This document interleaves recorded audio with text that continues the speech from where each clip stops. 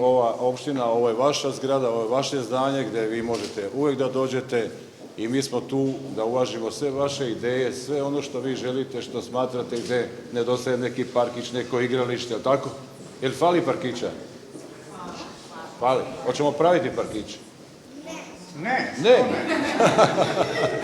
Da.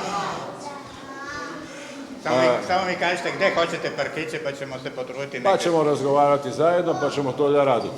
Jer vi morate pomoći nama da bi mi pomogli vama. Se slažete? Ova manifestacija se održava pod nazivom podrška porodici, najbolja podrška deci, a ja bih dodao i da je podrška dece velika podrška i roditeljima. Vi sigurno slušate svoje roditelje, morate i svoje nastavnike, je tako? I oni su dobri prema vama, a vi ste dobri učenici. I treba da se trudite da budete još bolji i da slušate svoju tatu i mamu i da slušate svoje učitelje. Bravo.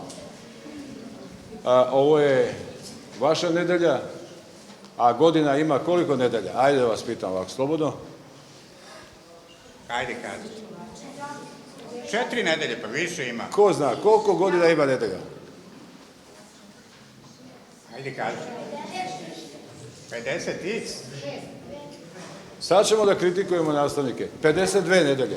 Znači, ovo je vaša nedelja, ali ova 51 nedelja je vaša nedelja. Znači, cijela godina je vaša.